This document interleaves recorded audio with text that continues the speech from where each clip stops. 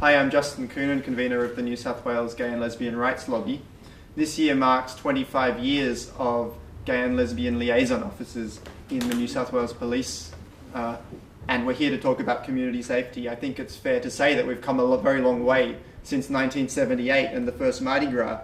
It's also fair to say that the relationship between our community and police came under significant strain following well-publicised events in 2013 around Mardi Gras, and since that time both police and community organisations have worked hard to rebuild trust with each other, and I think again come some way. My question is, what can Parliament do to ensure that our community can have the confidence that they're going to be policed at LGBTIQ venues in a way which is safe and appropriate? I think the most important thing Parliament can do, and I suppose politicians can do, is sort of loudly proclaim their support for the Mardi Gras Accord and the continual improvement of the Mardi Gras Accord, and of course the implementation of fair play.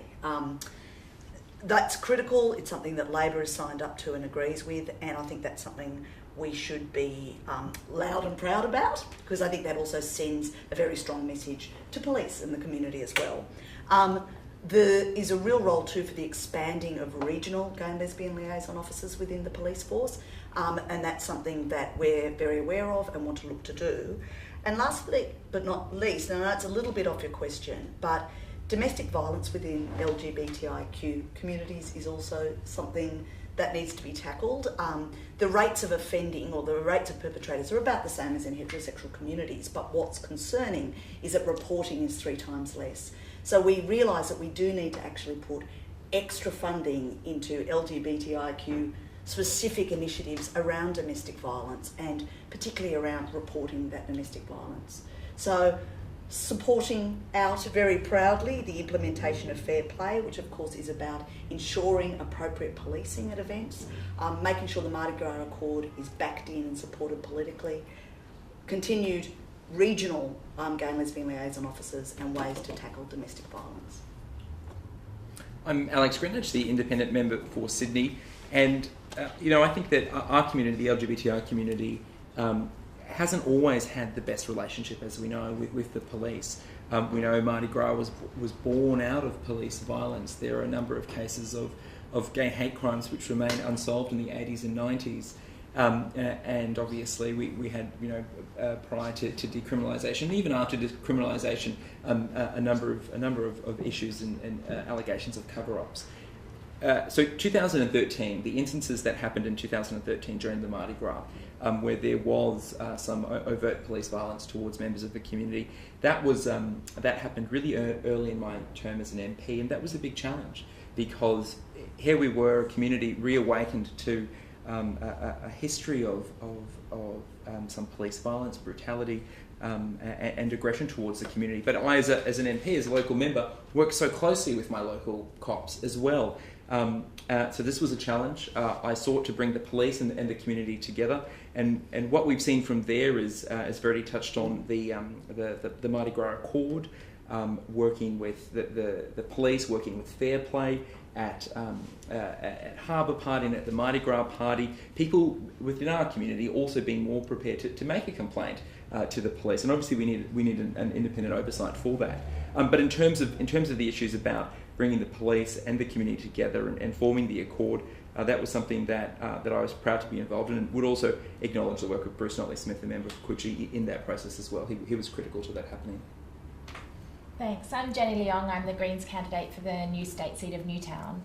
I think the issue of policing and community safety is a really important issue to address within our society. As someone that worked at Amnesty International for many years, I understand what the long and violent arm of the police can do to civil liberties and to freedom and equality in communities.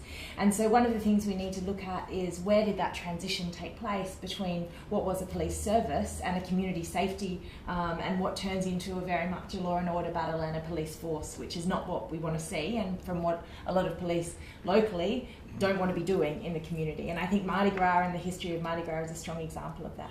The Greens support the introduction of full independent oversight of the New South Wales Police, because we believe that that is the best way to hold the police accountable, to enable that accountability when things go wrong, and the trust of the community to be able to have matters investigated in a fair and open manner.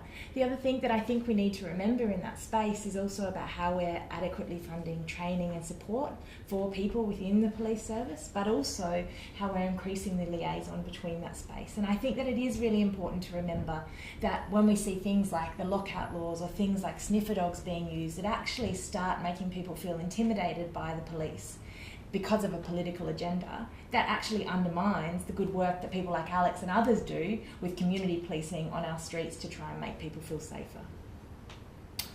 I'm Trevor Khan, a Nationals member of the Legislative Council. Plainly, there were significant problems in 2013 with Mardi Gras. I don't think any of us would move away from that, and I think we all recognise that the then Police Minister, Michael Gallagher, Andrew Scipione, the Police Commissioner, and various senior members of the force from there down worked very hard after 2013, and it led to a significantly improved outcome in 2014. I think we can all be grateful for that. I think the issue of independent oversight has been raised. Plainly, as part of the current inquiry into Operation Prospect, we've seen a number of senior members of the police force speak in terms of what they see as the future of oversight. Even Andrew Scipione himself has spoken of a new model, including a degree of independent oversight. And I think what we're now seeing is an opportunity of people speaking honestly in terms of how they see the way forward. And once you've got the police commissioner speaking of it, I think we're starting to move into a different phase. But I think at the end of the day, it goes back to that question that this is not simply an issue for the GLBTI community. Questions of appropriate oversight, questions of appropriate policing are matters for the wider community. I know that the gay and lesbian rights lobby worked very hard post-2013 in looking at these issues, including starting a petition which has recently been handed into Parliament, again to the cross-party working group to see what the government will do with regards to the policing issue generally and more particularly oversight. And I think we will see some significant movement in these areas in the near future. Thanks to all of you. I think it's encouraging to hear your support for things like the Mardi Gras Accord, and also to hear you speaking about independent oversight. It was something that the Gay and Lesbian Rights Lobby, alongside ACON, Inner City Legal Centre and Mardi Gras, worked hard on in 2013, and we're continuing to do so. And as Trevor has said, it's an issue that affects not just LGBTI people, and we've worked closely also with the Arab Council of New South Wales, with community legal centres, with Redfern Legal Centre in particular, around these issues of policing.